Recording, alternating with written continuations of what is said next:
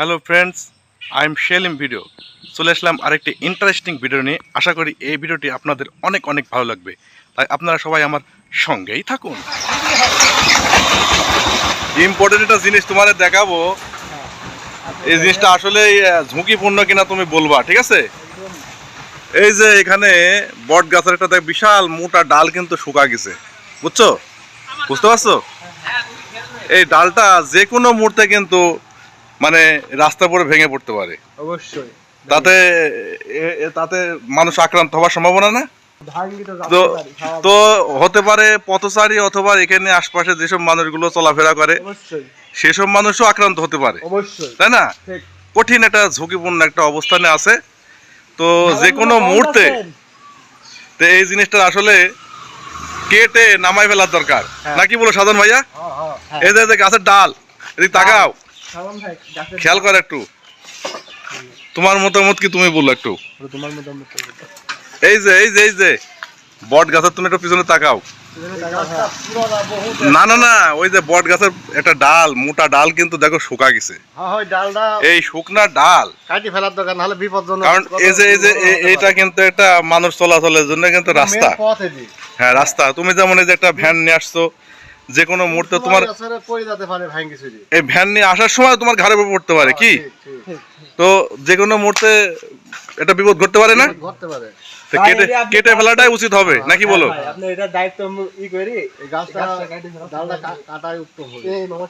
আসলে এটা আমারও এমনই মনে হয়। তো অতি সত্বর এটা কেটে নামাই ফেলার দরকার।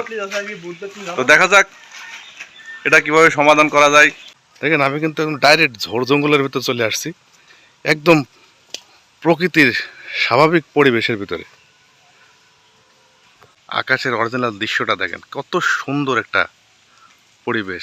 অথচ ঢাকা থেকে আমার এক কাছের মানুষ নিউজ দিল সেখানে নাকি বৃষ্টি হচ্ছে। এটাই তো আল্লাহর লীলাখেলা ভাই। হ্যাঁ, কোথাও রোদ, কোথাও বৃষ্টি, কোথাও মেঘ। এই যে এটা কি জিনিস আপনারা কিন্তু সবাই কম বেশি চেনেন। হ্যাঁ, এটা কিন্তু একটা পানের বরজ। চেনা জিনিসকে দেখাচ্ছে এই জন্যেই। এটার দৃশ্যটা দেখেন, প্রত্যেকটা পানের পর দেখছেন এভাবে বিস্তীর্ণ বটটা একবারে অতিরিক্ত বর্ষার তোড়ে। এবার যে পরিমাণ বর্ষা আমাদের এলাকায় হয়েছে, এই বটটা কিন্তু অন্য মানুষের, কিন্তু দেখাচ্ছে, তুলে ধরছে আমি। এই দৃশ্যটা দেখে আমার মনের ভিতরে অত্যন্ত আকারে নাড়া দিছে, খুব খারাপ লেগেছে। আর এজন্যই কিন্তু আমি এই দৃশ্যটা তুলে ধরছি। আমারই যে পরিমাণ খারাপ লাগছে, তাহলে এর পরের যে মালিক, তার মনের ভিতরে কি হচ্ছে আপনারা একবার ভাবুন। দেখছেন কি অবস্থা ভাই? তো আপনাদের এলাকায়, যেসব এলাকায় এ ধরনের পান চাষি আছেন, এ ধরনের ফসল উৎপাদন করেন, তাদের কি অবস্থা একটু জানিয়ে দেবেন কমেন্টে, ঠিক আছে?